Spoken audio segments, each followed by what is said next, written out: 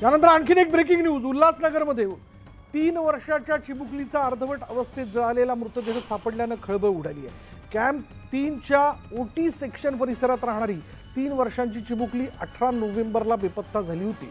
त्यानंतर पोलीस ठाण्यात गुन्हा दाखल करण्यात आला। त्यानंतर आज या मुलीचा मृतदेह सापडला। या घटनेनंतर पीडित चिमुकलीच्या आईने आक्रोश करत पोलीस स्टेशन बाहेर ठिय्या मांडला। मुलीच्या आईसह ठाकरे गटातील महिलांनीही पोलीस स्थानकात धडक देत आरोपीला अटक करून फाशी देण्याची मागणी केली आहे। पोलीस स्टेशन बाहेर महिलांकडून जोरदार घोषणाबाजी सुरू आहे।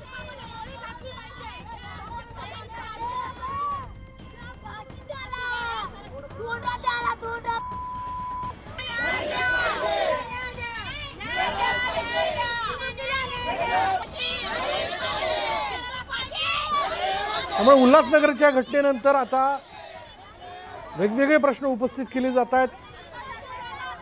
नेमका कोण आरोपी होता ज्याने हा सगळा प्रकार केला असावा? या मुलीचा अर्धवट जळालेल्या अवस्थेतला मृतदेह ज्या ठिकाणी सापडलेला आहे त्या ठिकाणाचा किंवा त्या ठिकाणाच्या अवतीभोवती असणाऱ्या सगळ्या घटकांचा तपास पोलिसांनी करणं क्रमप्राप्त ठरणारे पोलिसांनी तो सुरू केला असेल। पण मुलगी बेपत्ता झाल्यानंतर पुढे नेमक्या काय घडामोडी घडल्या हे देखील पोलिसांना स्पष्ट करावं लागणार आहे। अधिक तपशील आपण जाणून घेणार आहोत। आमचे प्रतिनिधी गणेश गायकवाड आता क्षणाला आपल्या बरोबर आहेत। गणेश, ही मुलगी बेपत्ता झाली होती आणि त्यानंतर तिचा अर्धवट जळालेल्या अवस्थेतला मृतदेह सापडला। काय माहिती देत आहेत पोलीस काय म्हणतात काय बद्दल?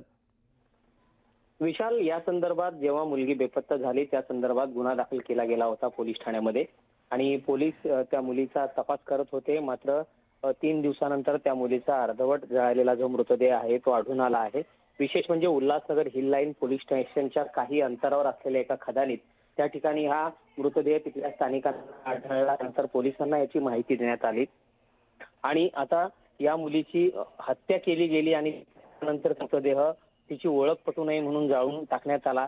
या संदर्भाचा तपास पोलीस करतायत, कारण खूप गंभीर घटना आहे। एखाद्या 3 वर्षाच्या चिमुकलीचा अशा प्रकारे मृत्यू होतो, तिची हत्या झाली आहे की आणखीन काही तिच्यासोबत घडलंय याचा तपास पोलिसांमार्फत होईलच। मात्र सगळ्या संशयाच्या भोवऱ्यात हे सगळं प्रकरण आहे, कारण मुलगी बेपत्ता होते 3 वर्षाची, त्यानंतर तिची हत्या केली जाते असं म्हटलं जाते किंवा तिचा मृतदेह जाळून टाकला जातोय। यानंतर पोलिसांनी या मुलीचा मृतदेह ताब्यात घेतला, त्यानंतर तो शवविच्छेदनासाठी पाठवलाय आणि शवविच्छेदन अहवाल आल्यानंतर धन्यवाद गणेश या सगळ्या माहितीबद्दल। त्यामुळे हे प्रकरण पोलिसांना अत्यंत गांभीर्याने खरं तर याचा तपास करून आरोपीला शोधणं महत्त्वाचं ठरणार आहे।